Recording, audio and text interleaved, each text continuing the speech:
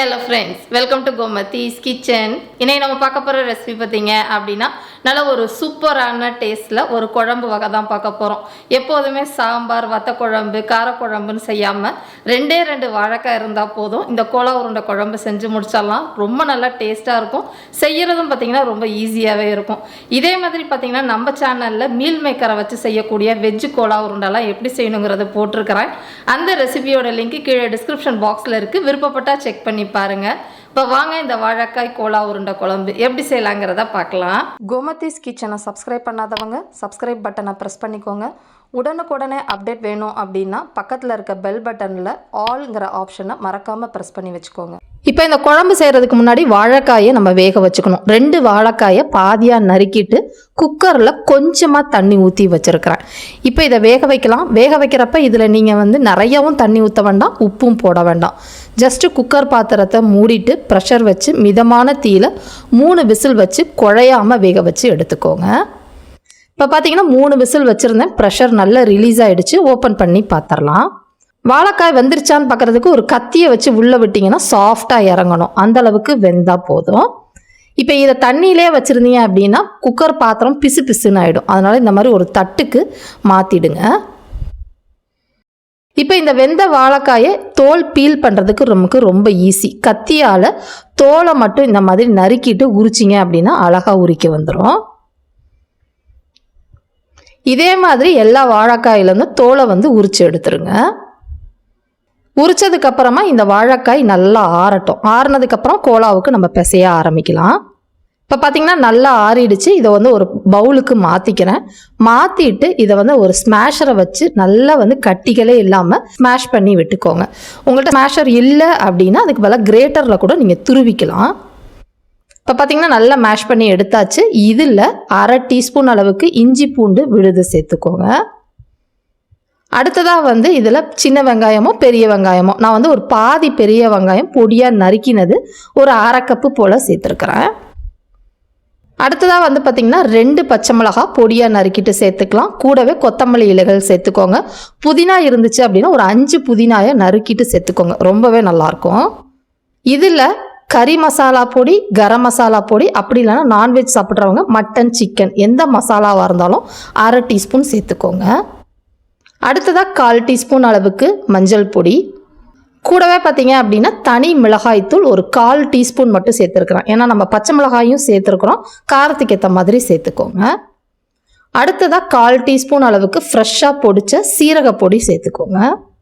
இப்போ இதுலேயே கடலை மாவு அப்படி இல்லைன்னா பொட்டுக்கடலை மாவு 2 டேபிள் ஸ்பூன் அளவுக்கு சேர்த்துக்கலாம். இதுதான் நமக்கு பைண்டிங்க்கு கொடுக்கக்கூடியது. இது போடலை அப்படின்னா நமக்கு உருட்டை வராது. அடுத்ததாக இதுக்கு தேவையான அளவு உப்பு ஒரு 3/4 டீஸ்பூன் அளவுக்கு டேபிள் சால்ட் சேர்த்துக்கோங்க. இப்போ இதை நல்லா கலந்து விட்டுறலாம். ரொம்பவே பிசு பிசுன்னு இருக்கிற மாதிரி இருந்துச்சு அப்படின்னா இன்னும் கொஞ்சமாக கடலை மாவோ பொட்டுக்கடலை மாவோ கூட நீங்கள் சேர்த்துக்கலாம். அதிகமாக சேர்த்துற வேண்டாம். இப்போ பார்த்தீங்கன்னா எல்லா மாவையும் நல்லா ஒட்டாத அளவுக்கு இந்த மாதிரி பிசைஞ்சு எடுத்துக்கோங்க. ரொம்ப டைட்டாகவும் இருக்கக்கூடாது. இப்போ இந்த மாவை உங்களுக்கு எந்த சைஸில் நீங்கள் கோலா உருண்டை குழம்புல போட போகிறீங்களோ அதுக்கு ஏற்ற மாதிரி உருண்டைகளாக உருட்டிக்கலாம். நான் இந்த சைஸில் உருட்டி எடுத்துக்கிறேன்.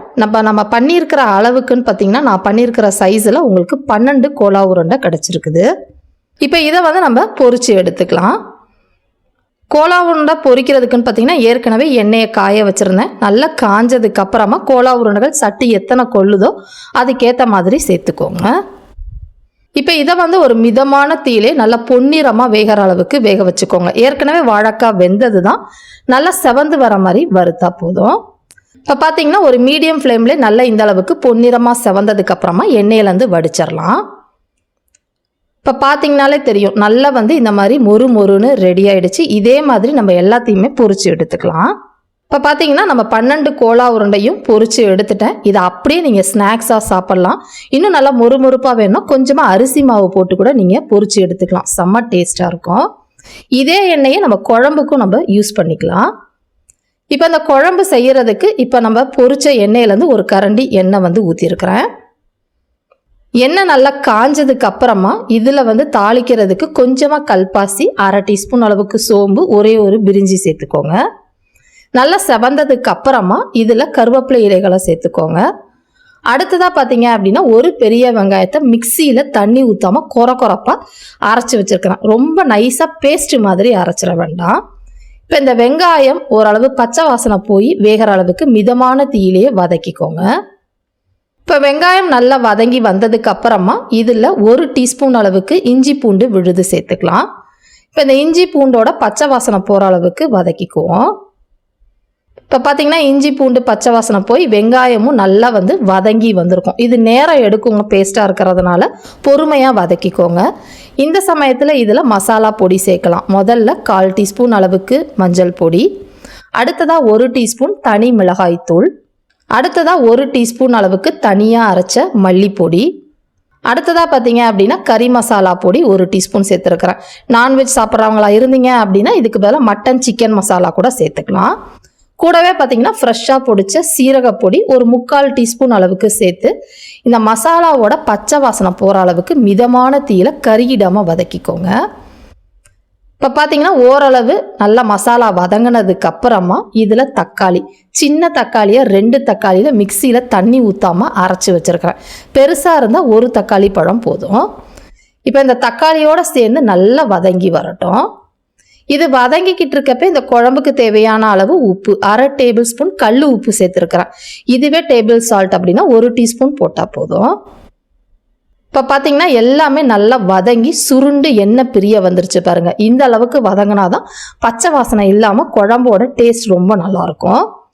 இப்போ இந்த அளவுக்கு வதங்கினதுக்கு அப்புறமா இதில் தேவையான அளவு தண்ணி சேர்த்துக்க போகிறோம். தண்ணி பார்த்தீங்கன்னா ஒரு 3.5 4 கப்பு மட்டும் சேர்த்துக்கோங்க.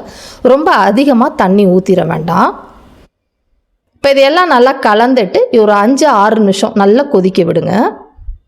இப்போ பார்த்தீங்கன்னா குழம்பு நல்லா கொதிச்சு வந்துருச்சு. இப்போ இந்த சமயத்தில் இதில் தேங்காய் பால் சேர்த்துக்க போகிறேன்.